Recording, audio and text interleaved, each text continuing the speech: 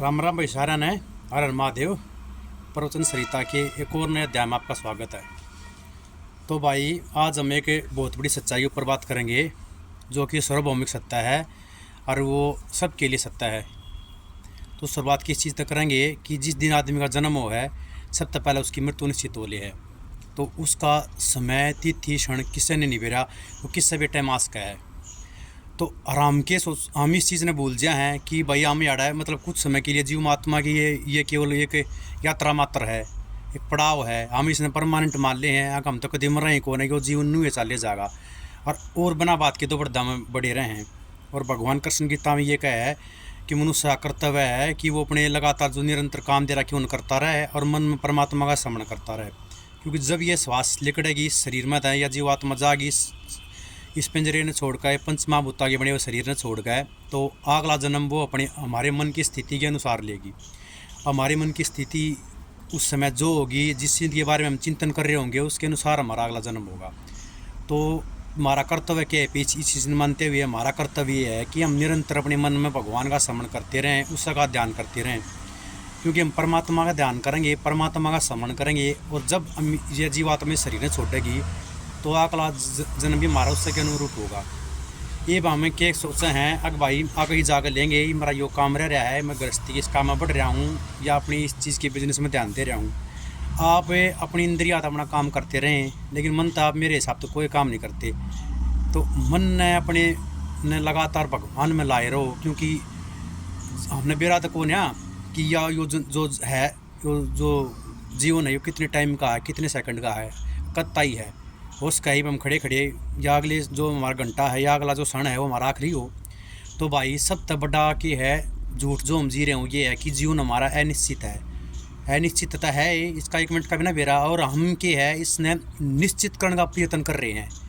यह हमारी सब तक बड़ी झूठ है इस जीवन में जो हम लगातार जी रहे हैं, अपने आप ने अमर मान रहे हैं। हम रोज़ देखे हैं भाई कोई छोटा है कोई बड़ा है, प्रत्येक क्षण इस सृष्टि ने इस संसार ने छोड़कर जान लाग रहा है। और हमारे भीतर यह भ्रांति बैठ रही है कि हम कदे आड़े तो जाएँ कौन या हमारा शरीर है जो ये इसमें सच्चाई माने बैठे हैं कि हम इस संसार में जहाँ कौन। तब भाई जो इस संसार में जन्म जिसने लिया है उसकी मृत्यु निश्चित है, उसका इस संसार से जाना तय है।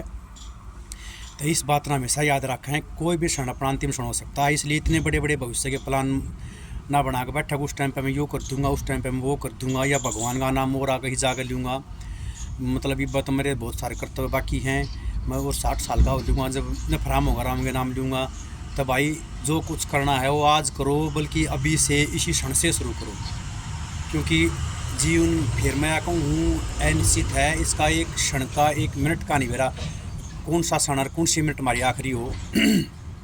तो सारे जो मेरे छोटे बड़े भाई हैं वो इस चीज़ का ध्यान करें कि आज से और इसी क्षण से परमात्मा का स्मरण शुरू करें। अपना जो काम दिया है भगवान ने उसने ईमानदारी सच्चाई के साथ अपने करते रहें और मन में लगातार भगवान का स्मरण करते रहें। यह बात मैंने पहला बता दी। जो हमारे मन में उस समय होगा जब हमारा प्राण निकलेंगे उसके अनुसार ही हमारा अगला जन्म होगा।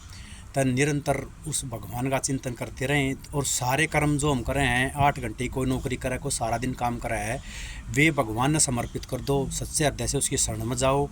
तो भाई वे सारे काम में पूजा के बराबर हो जाएंगे, पूजा बन जाएगा एक कसम वो सारा काम भगवान की। तो जो काम भगवान ने समर्पित करेंगे हम तो उसमें हमको बुरा काम भी नहीं करेंगे क्योंकि भगवान तो हम कदे कोई बुरी चीज़ समर्पित ना करते। तो इससे लिए जो भी हम काम करें हैं, जो हम कोई नौकरी करें या कोई खेती बाड़ी या काम करे है, हाथ में काम और मुँह में राम वही चीज़ रखे रहो, मन में अपने भगवान का स्मरण करते रहो और सारे कर्म अपने परमात्मा ने समर्पित करते रहो। इस चीज़ ने जाते जाते मैं एक बार फिर कहूँ हूँ जो जीवन अनिश्चित है इसने निश्चित समझना हमारी सबसे बड़ी भूल है।